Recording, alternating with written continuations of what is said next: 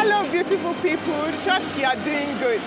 Well, Inform TV is at it again on another captivating edition of Weekend Vibes. Today I'll be snappy, and the topic is comfortability and productivity. If you've gotten a rented apartment, a workspace, or an office, and it doesn't suit your demand, it doesn't meet your needs, would you renovate it? And another thing is, does being comfortable actually affect our productivity? Join us after the break to get the full gist.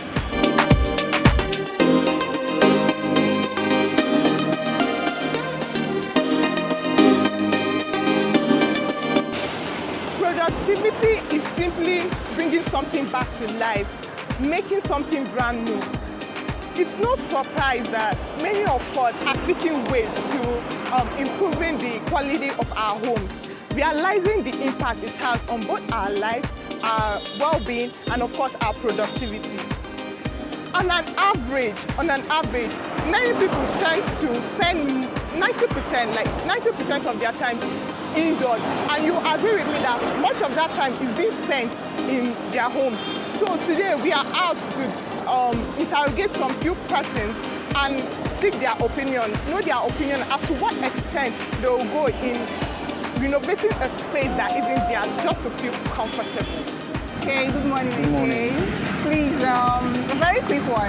Okay. Let's assume you live in a rented apartment. Okay, and then you just packed in. And for a few days you've been having difficulty with the toilet, trying to flush whenever you use it.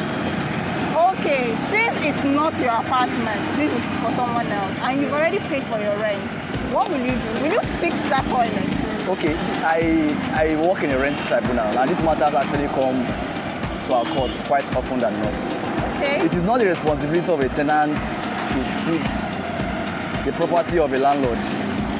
The landlord is saddled with the responsibility to fix and maintain his property for the use and utility of his or her tenants, except there is a precondition or a contract that earlier stipulated that if there is any of such encumbrances or if there is any of such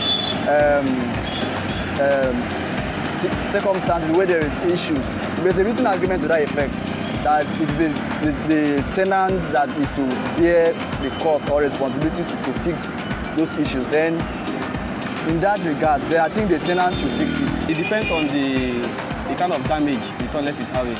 So if it's small thing that one can be able to fix, of course I will fix it. But if the damage is much, so I have to call them in so that they can assist. What if you're trying to reach the landlord is not responding? Will you still remain there or go ahead and do it yourself? No, I'll do it. I said because I'm having such a problem, quite right. Okay. So I did the one I can do. So I did it. Then I'm looking for a way now to even go out from that place. I'll fix it because my health is important. Okay. All right. Very I have to fix it because I love the house. That was why I had. So I just have to fix it because of my health. Because health is wealth. I'll use my money.